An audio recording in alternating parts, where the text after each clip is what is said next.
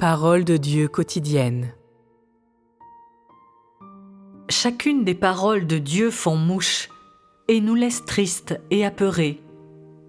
Il expose nos idées, expose nos imaginations et expose nos tempéraments corrompus. À travers tout ce que nous disons et faisons, et chacune de nos pensées et idées, notre nature et notre essence sont exposées par ces paroles, nous laissant humiliés et tremblants de peur. Il nous parle de toutes nos actions, nos objectifs et nos intentions, et même du tempérament corrompu que nous n'avons jamais découvert, faisant en sorte que nous nous sentions totalement exposés et même encore plus entièrement convaincus. Il nous juge pour notre opposition envers lui, nous châtie pour notre blasphème et pour l'avoir condamné, et nous fait ressentir qu'à ses yeux, nous sommes des bons à rien, et nous sommes l'incarnation même de Satan. Nos espoirs sont anéantis. Nous n'osons plus faire des demandes et des tentatives déraisonnables auprès de lui, et même nos rêves s'évanouissent du jour au lendemain. Ceci est un fait que personne parmi nous ne peut imaginer et que personne parmi nous ne peut accepter. Pendant un moment, nos esprits deviennent troublés et nous ne savons pas comment continuer notre route. Nous ne savons pas non plus comment évoluer dans nos croyances. Il semble que notre foi est revenue à la case de départ et que nous n'ayons jamais rencontré le Seigneur Jésus et fait sa connaissance. Tout ce que nos yeux voient nous rend perplexes et nous fait ressentir comme si nous avons été poussés à la dérive. Nous sommes dans la consternation, nous sommes déçus, et tout au fond dans nos cœurs, il y a une colère et un déshonneur inextinguibles. Nous essayons de nous décharger, de trouver une issue, et en plus, nous pensons continuer à attendre notre Sauveur Jésus et de nous épancher auprès de lui.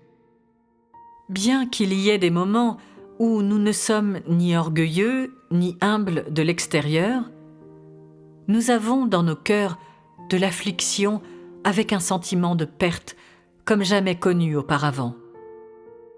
Bien que parfois nous semblions exceptionnellement calmes de l'extérieur, à l'intérieur, nos cœurs sont meurtris par les tourments.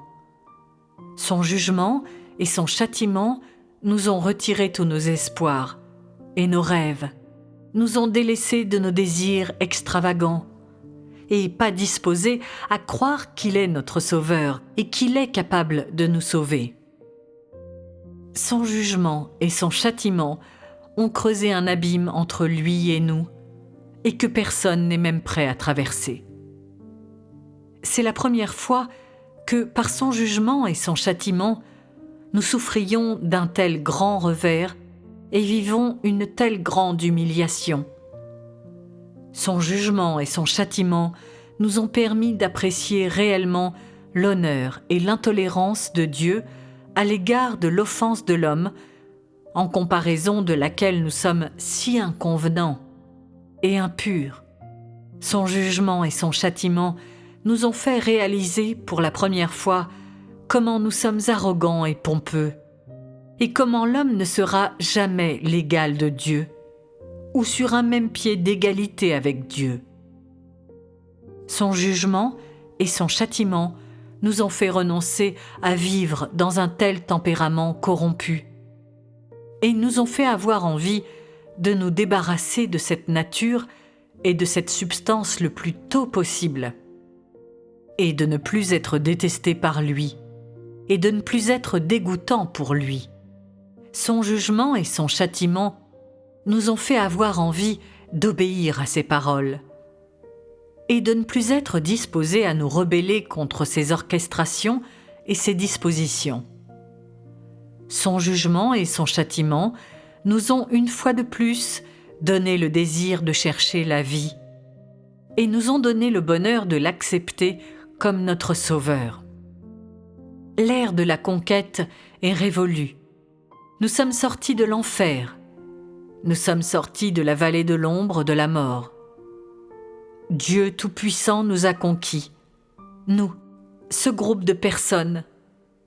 Il a triomphé de Satan et vaincu tous ses ennemis.